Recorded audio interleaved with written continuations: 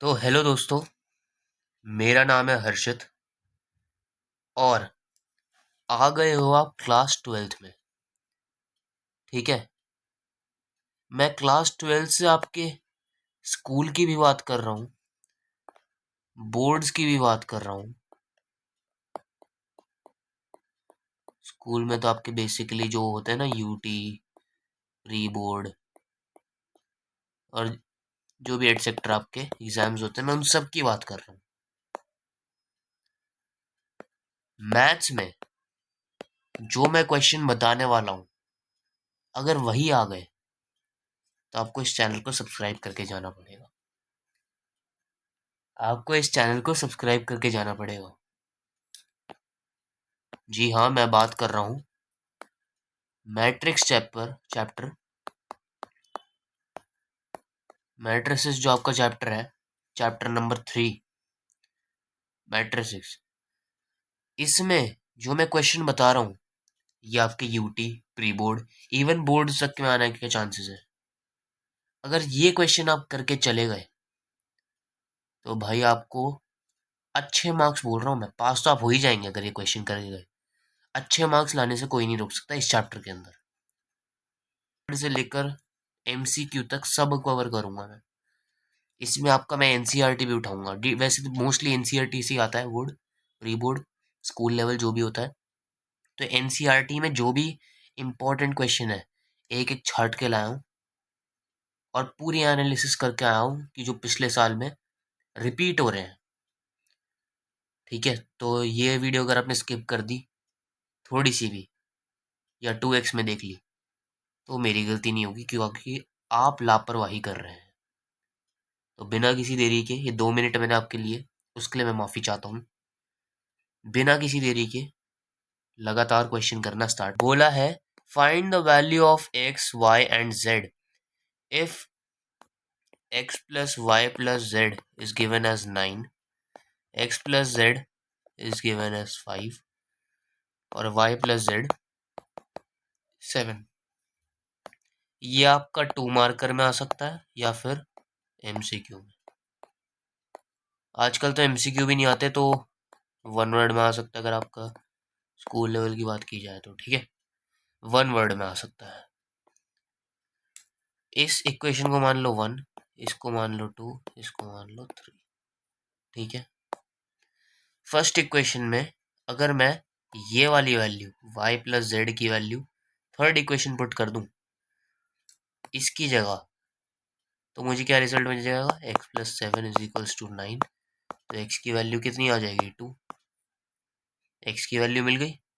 अब इस x की वैल्यू इस सेकेंड इक्वेशन में पुट कर दो। इस x की वैल्यू अगर इस सेकेंड इक्वेशन पुट करूंगा तो z की वैल्यू कितनी आ जाएगी, 3। ठीक है, इतनी बात समझ में आ गई। अब इस z की वैल्यू इस इक्वेशन में पुट कर दूं अगर, तो कि y की वैल्यू मिल जाएगी कितनी, 4। सारी वैल्यूज मिल गई, करेक्ट हो गया आंसर। ऐसे ही छोटे छोटे question, MCQ, 2 marker, 1 marker, 3 marker तो आप भूल ही जाइए, ऐसा क्वेश्चन बिल्कुल नहीं देंगे आपको। स्कूल लेवल तक आपको ये 1 मार्कर में ही सीमित दिखेगा। हाँ, बोर्ड्स में थोड़ी लीनियंट चेकिंग होने के कारण ये 2 मार्कर तक आपका आ सकता है। ठीक है, ऐसे ही हम नेक्स्ट क्वेश्चन पे बढ़ते हैं। तो नेक्स्ट क्वेश्चन ले आया हूँ। नेक्स्ट क्वेश्चन क्या है, ये देख लो, पहली बता रहा हूँ। देखो, सीबीएसई का दिल्ली 2013 का क्वेश्चन है। मैंने बोला था ना, डिटेल में एक एक क्वेश्चन लेके आया हूँ, कौन कौन सा क्वेश्चन पीवाईक्यू आ चुका है जो रिपीट हो रहे हैं। 2013 और शायद 2016 में भी आया है क्वेश्चन। ठीक है, रिपीट हो रहे हैं ऐसे क्वेश्चन। ये 2016 में सिमिलर था, एग्जैक्ट सेम नहीं था। तो ऐसे क्वेश्चन रिपीट होते हैं हर बार। ये वाला क्वेश्चन देखो, यहाँ पे ये जो है आपका, ये जो वैल्यू है इसको A11 मान लो, इसको A11 हो गया, ये A12 हो गया आपका, ये A21 हो गया और ये A22 हो गया। ये 2 into 2 की मैट्रिक्स है ना, ये भी 2 into 2 में की मैट्रिक्स है। अब ऑर्डर सेम है, कंपैरिजन कर सकते हैं। तो क्यों रुके हैं हम अभी तक, अभी तक हम क्यों रुके हैं फिर, a minus b equal to -1 रखो, ठीक है। ये थोड़ी गंदी राइटिंग हो गई, ठीक है, थोड़ी गंदी राइटिंग हो गई, लेकिन कोई बात नहीं, इससे हमें कोई फर्क नहीं पड़ता। a minus b is equals to -1 हो गया, ठीक है। ये हमारी फर्स्ट इक्वेशन। सेकंड क्या है, 2a plus c is equals to 5, ये हमारी second equation. 2a minus b is equals to 0, ये third equation. And 3c plus d is equals to 13। अगर जिस बच्चे को समझ नहीं आया कि कैसे किया है, तो हमने इसको इससे कंपेयर किया है, इसको इससे कंपेयर किया है, इसको इससे कंपेयर किया और इसको इससे कंपेयर किया। अब आया सबको समझ में? ठीक है, ठीक है, आगे बढ़े। पिछले वाले क्वेश्चन में हमें इक्वेशंस दे रखी थी, दे रखी थी नहीं, पहले वाले क्वेश्चन में ऑर्डर अलग था, बस सेम ऑर्डर था, सॉरी, बस लीनियर। वहां पे कितनी इक्वेशन दी है, ऊपर चल के देख ही लेते हैं। यहाँ पे हाँ, ये क्वेश्चन था ना, ये कितने ऑर्डर का था, 3 × 1 ऑर्डर का था, ये भी 3 × 1 ऑर्डर का था, 3 × 1 का। सेम क्वेश्चन है ये भी। यहाँ पे बच्चे बस देख के घबरा जाते हैं, ये क्या हो रहा है, बस कंपेयर करना है आपको। अब क्या करें, रिजॉल्व करते हैं, और क्या करें। यहाँ पे अब ए बी सी डी कुछ वैल्यू नहीं दी, क्या करें सर। मैं एक बार सोच रहा हूँ कि जो थर्ड इक्वेशन में मेरे को 0 दिख रहा है, यहाँ पे सिंप्लीफाई हो जाएगा। बिल्कुल सर, हो सकता है।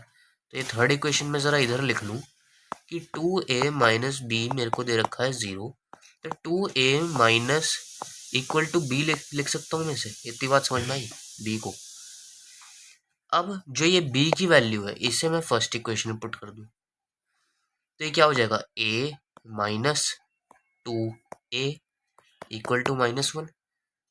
अब माइनस और माइनस क्या हो गया, माइनस a इक्वल टू -1, ये माइनस से माइनस कट गया, तो मेरी a की वैल्यू कितनी आ गई, a इज इक्वल्स टू 1 आ गया मेरा, ये मेरी पहली वैल्यू मिल गई। अब मैं c की वैल्यू आसानी से निकाल सकता हूँ, अगर मैं इसको सेकेंड इक्वेशन में पुट कर दूँ। सेकेंड इक्वेशन में पुट कर देते हैं, 2a प्लस सी कितना दे रखा है, a is equals to 5। Now a की वैल्यू यहाँ पे 1 रखो, 2 1 c is equals to 5, 2 plus c is equals to 5, then c कितना आ गया, 3। सी की वैल्यू मिल गई, ए की वैल्यू मिल गई, सी की वैल्यू मिल गई। यहाँ पे मैं क्या करूँ, सी की वैल्यू पुट कर दूँ फोर्थ इक्वेशन में, यानी कि जो इक्वेशन है 3c plus d is equals to कितना है, 13। यहाँ पे सी की वैल्यू रख दो, 3 × 3 plus d equal to 13, 9 plus d equal to 13, कितना हो गया, ये कितना हो गया, डी इक्वल टू 4। आ गया सबका, ए निकल गया, सी निकल गया, डी निकल गया, बी रह गया। बी है डायरेक्टली ए की वैल्यू अगर मैं इसमें रख दूं, इसको मैं कितनी मानूं, 5th मान लेता हूँ, 5th में पुट कर देता तो बी की वैल्यू डायरेक्टली 2 हो जाती, ये और इजी पड़ जाता। ठीक है, अब सही है। नेक्स्ट क्वेश्चन बढ़े अब। तो भाई अगला क्वेश्चन भी आ चुका है, ये भी सीबीएसई में आया ही क्वेश्चन है, ठीक है, सीबीएसई में आया हुआ क्वेश्चन है। मैंने इसको बहुत बार यूटीज में भी देखा है, जो आपके पीरियोडिक एग्जाम होते हैं उसमें भी देखा है। क्वेश्चन में देखो क्या दिया है, यहाँ पे x दिया है, y दिया है। अब बच्चे इसको देख के घबरा जाते हैं, ये क्या हो गया। भाई कुछ नहीं हुआ है, ज़्यादा सा 2 मार्क का क्वेश्चन है, ठीक है, 2 मार्क का क्वेश्चन है।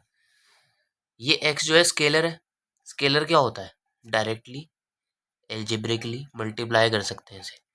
अंदर क्या हो जाएगा, 2x बाय, सॉरी बाय लिख रहा हूँ, 2x एंड 3x, ये हो गया, प्लस इससे मैं क्या लिख दूँ, -y और y, ठीक है, ये हो गया 10 एंड 5, ये दोनों ऐड हो सकते हैं, ठीक है, दो सेम ऑर्डर के मैट्रिक्स ऐड हो सकते हैं, ठीक है।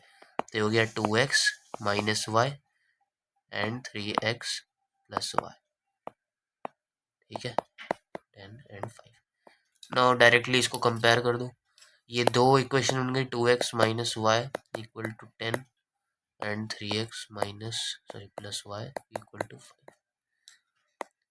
ये फर्स्ट इक्वेशन बनी, ये सेकेंड इक्वेशन। अब दोनों इक्वेशन में एलिमिनेशन से करूंगा तो जल्दी सॉल्व हो जाएगा। ये और ये कट गया, ठीक है, ये और ये कट गया, ये क्या बच गया 5x इक्वल्स टू 15। तो x की वैल्यू कितनी आ गई मेरी 3। ये समझ में आया सबको? अब इस x की वैल्यू कोई सी भी इक्वेशन में पुट कर दो। मैं चाह रहा हूँ कि सेकंड में पुट कर दूँ, तो सेकंड में कर दो। तो 3 इंटू में 3 plus y is equals to 5। ये कितना हो गया 9 plus y is equals to 5। Then y की वैल्यू कितनी आ गई -4।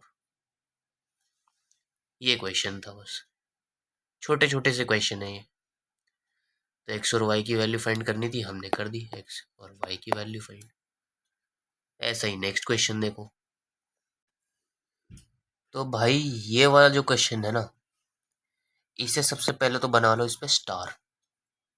सबसे ज्यादा एनसीईआरटी में, बेसिकली एनसीईआरटी में सबसे ज्यादा इंपॉर्टेंट जो क्वेश्चन है मैट्रिक्स के अंदर, जिसके आने के चांसेस 3 मार्कर में, इवन 5 मार्कर तक भी, 5 मार्क तक ज्यादा हो गया, लेकिन 3 मार्कर में पक्के पक्के है। चलो बोर्ड में ना सही, क्योंकि बोर्ड में वेटेज के अकॉर्डिंग चलता है हर चीज, बोर्ड में ना सही, लेकिन आपके यूटी में जो कि इंडिविजुअली चैप्टर वाइज होते हैं आपके एग्जाम, उसमें ये मैं लिख के दे सकता हूँ, ये क्वेश्चन आ सकता है। अगर आया तो आपको सब्सक्राइब करना पड़ेगा। जो मैं वीडियो बना रहा हूँ उसमें से एक भी क्वेश्चन आया आपकी एग्जाम में, तो प्लीज़ सब्सक्राइब करके जाना ज़रूर, ठीक है। शेयर भी कर देना दो लोगों के साथ, क्योंकि आप पढ़ रहे हो, वो भी पढ़ेंगे तो आप उनको भी अच्छा लगेगा कि आपका दोस्त, उनका दोस्त हेल्प कर रहा है, ठीक है। तो शेयर भी करके जाना। आइए देखते हैं कैसे होगा ये। देखिए इंपॉर्टेंट क्वेश्चन है, ठीक है, इसलिए इसको थोड़ा ध्यान से देखना, क्योंकि बच्चों को एक बार में समझ नहीं आता है। अब अगर आपने मेरी बेसिक्स वाली वीडियो नहीं देखी है मैट्रिक्स की, पहले वो जाके देखो, क्योंकि आपको यही नहीं पता होगा कि अगर ए स्क्वायर है उसको डायरेक्टली स्क्वायर नहीं कर सकते, उसको ए इंटू में ए करके लिखना पड़ता है, ये प्रॉपर्टी होती है, ठीक है। तो ऐसी बेसिक्स वाली मैंने वीडियो भी बना रखी है, उसको जाके देखो पहले, ठीक है। अब देखो क्या कहना चाह रहा हूं मैं इस वीडियो में। ए मेरे को दे रखा है, ये मैट्रिक्स क्या है, लिख लेता हूँ जल्दी से, नोट डाउन कर लेता हूँ, 1 0 2 0 2 1 2 0 3। ये दे रखा है, क्या है 3x3 का मैट्रिक्स है, ठीक है। अब इसका पहले ए स्क्वायर, यहाँ पे क्या है क्वेश्चन में, पहला क्या है ए क्यूब, तो सबसे पहले ए क्यूब ही निकालता हूँ। अब देखो मैं चाहूँ, एक बच्चा होता है ना ऐसा, जिसमें कीड़ा होता है कि भाई ए की वैल्यू डायरेक्टली इसमें पुट कर देता हूँ, मैंने वही बोला, ए क्यूब को मैं क्यूब नहीं कर सकता डायरेक्टली, ए स्क्वायर का स्क्वायर नहीं कर सकता डायरेक्टली।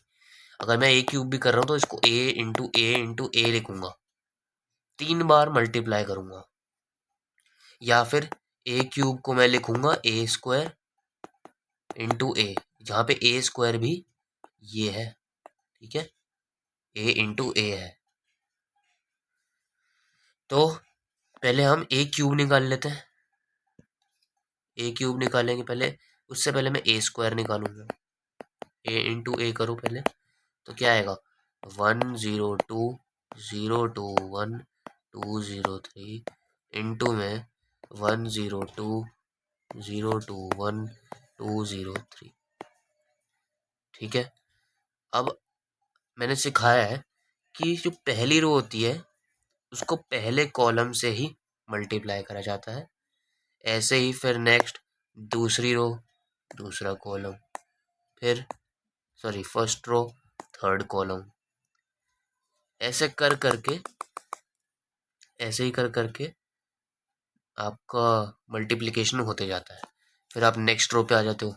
बेसिक्स वाली वीडियो देख लेना, उसमें सब बताया हुआ है, तो आपको, मेरे को नहीं लगेगा कि उसको देखने के बाद कोई डाउट की ज़रूरत होगी, क्योंकि ऐसे क्वेश्चन आपसे होते जाएंगे। तो वैसे तो मैं थोड़ा एक्सपैंड करके दिखाऊंगा, डायरेक्टली नहीं लिखूंगा, तो पहले एक मैट्रिक्स फॉर्म कर लेते हैं। हाँ, ऐसा एक सीबीएसई में क्वेश्चन भी आता है कि 2 ऑर्डर की मैट्रिक्स दे देंगे आपको, बताएं, बोलना है, बताएं, पूछेंगे कि किस ऑर्डर की मैट्रिक्स बनेगी। जैसे कि ये तो 3x3 की मैट्रिक्स है, ये भी 3x3 की मैट्रिक्स है, तो मेरे पास जो मैट्रिक्स आएगी वो भी 3x3 की ही आएगी। ठीक है, क्यों? क्योंकि जो मैट्रिक्स आती है वो ये फर्स्ट रो और इसके कॉलम की आती है। ठीक है, दिस एंड दिस की आती है। चलो उसको सबको छोड़ो, क्योंकि वो सब मैंने बेसिक में डिस्कस कर रखा है। अब जो मैट्रिक्स आएगी ये कैसी आएगी?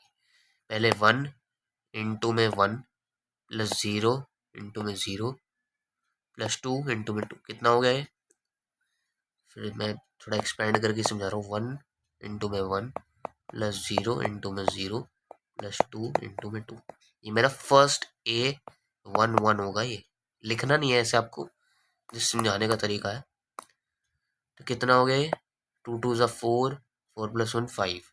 तो मेरा पहला जो आएगा, पहला एलिमेंट जो आएगा इस मैट्रिक्स का, वो क्या आएगा? 5। ऐसे ही आप जल्दी जल्दी करते जाइए। अब 1 इंटू में 1 इंटू में 0, देन 0 इंटू में 2, देन 2 इंटू में 3। ठीक है, समझ में आया? 1 इंटू में 0, 0 इंटू 2, 2 इंटू में 0, क्या आएगा ये? क्या आएगा ये? 0 आ रहा है, 0 आ रहा है। हाँ भाई 0 आ रहा है तो 0 लिखो ना। फिर 2, सॉरी 1 इंटू में 2, 1 इंटू में 2, फिर 0 इंटू में 1, फिर 2 इंटू में 3। ठीक है, तो कितना आया ये? 2 2 ज़ा 4, सॉरी 1 2 ज़ा 2, 0 हो गया, तो 2 3 6, 8 आया। सबका आया 8। किसी का कभी 5 2 ऐसे कुछ वैल्यूज आ रही हो? नहीं। चलो आगे बढ़ते हैं हम। ऐसे ही अब इस वाली रो पे आ गए हम। अब इस रो को इन सब से मल्टीप्लाई करना है। ठीक है, इस रो को इन सब से मल्टीप्लाई करते जाओ। तो 0 इंटू 1, 2 इंटू 0, 1 इंटू 2, तो पहला एलिमेंट आ गया 2। फिर 0 इंटू 0, 2 इंटू 4, 4 आ गया। ऐसे 0 इंटू 0, 2 3 5 आ गया। देन इस वाली रो पे आ गया 1, 2 इंटू 1, फिर 0, फिर 6, कितना हुआ ये? 8। Then 2 0 0 2 3 0 0, then same 2 4 0 9 9 2 9 into 11। ये आ गया आपका मैट्रिक्स 3 इंटू 3x3 का। अभी भी क्वेश्चन ख़त्म नहीं हुआ है। क्वेश्चन में फर्दर आपको एक और बार सेम 1 0 2 0 2 1 2 0 3 से मल्टीप्लाई करना पड़ेगा, क्योंकि हमें ए क्यूब निकालना है। ये जो वैल्यू थी, ये जो वैल्यू आई है आपकी, ये आई है ए स्क्वायर की। ठीक है, और जो इसको पूरे को सॉल्व करने के बाद आएगी, वो वैल्यू आएगी आपकी ए क्यूब की। ठीक है, ए क्यूब सॉल्व कर लो अब। जैसे कि मैंने बताया था कि इसको इसके साथ फिर इसके साथ, ऐसे आपके कुछ एलिमेंट्स आएंगे, ऐसे ऐसे ऐसे ऐसे ऐसे ऐसे ऐसे कुछ एलिमेंट्स आ जाएंगे। ठीक है, तो ईजी है, करके देखना। ठीक है, क्योंकि हमें और भी क्वेश्चन डिस्कस करने हैं। आगे बढ़ते हैं। थोड़ा बहुत आइडिया देता हूँ, इसको ना आप ज़रूर ट्राई करना होमवर्क में। वैसे तो मैं सोल्यूशन इस वीडियो के नीचे प्रोवाइड करा ही दूंगा डिस्क्रिप्शन में। स्टिल मैं इसलिए बोल रहा हूँ होमवर्क में ट्राई करने के लिए, क्योंकि बच्चे इस वीडियो में सुन तो लेंगे। मेरा मोटिव दूसरे यूट्यूबर्स की तरह नहीं है कि बस पढ़ाए जा रहे हैं, बस लिखे जा रहे हैं। मैं यहाँ पे होमवर्क भी इसलिए दे रहा हूँ, एक एक जगह पे आके मैंने आपको छोड़ दिया जिससे कि आप खुद चलना सीखो। यहाँ पे मैंने आपको ए स्क्वायर तक सॉल्व करना सिखाया, यहाँ पे बेसिक भी बताया। आगे आप खुद करोगे जिस तो आपको पता चलेगा कि आंसर आता कैसे है। यहाँ पे जो आई है ना, आइडेंटिटी मैट्रिक्स है। आइडेंटिटी मैट्रिक्स क्या है? अब जैसे कि 3x3 के हैं सारे, ए की वैल्यू, तो आइडेंटिटी मैट्रिक्स क्या होगा यहाँ पे 1 0 0 0 1 0 0 0 1, ये होगा आपका आइडेंटिटी मैट्रिक्स। इसको यहाँ पे आई की जगह पुट करना, वैल्यू निकालना और आ जाएगी वैल्यू। जिसको समझ ना आए वो इस वीडियो के नीचे कमेंट करना, मैं उसके लिए सेपरेटली अलग से वीडियो भी लाऊंगा, एंड आई प्रॉमिस मैं वीडियो लाऊंगा, ठीक है। ऐसे ही नेक्स्ट क्वेश्चन में बढ़ते हैं। जो इस वीडियो में मैंने जो क्वेश्चंस डिस्कस करे हैं उनको एक बार दिमाग में सेट कर लो कि वो वेरी इंपॉर्टेंट क्वेश्चंस है। जो मैंने स्टार्ट करी थी जैसी वीडियो वैसी एंड करूंगा।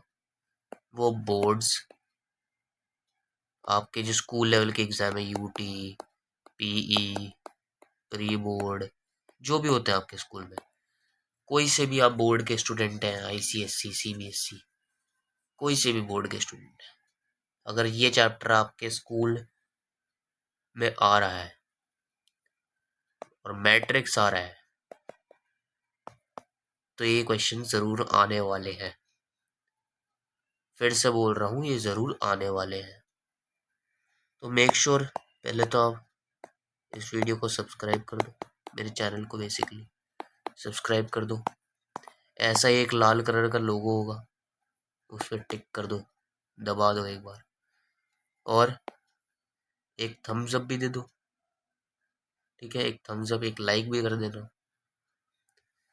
जिससे कि मैं एक नई वीडियो लाऊं, ठीक है। तो आज के लिए बस इतना ही रखते हैं। हाँ, 2 दिन बाद एक और वीडियो आएगी, वो फिर से मोस्ट इंपॉर्टेंट क्वेश्चंस की होगी, मैट्रिक्स की, बेसिकली इसका कॉन्टिन्यूशन ही है, तो उसको भी ज़रूर देख लेना।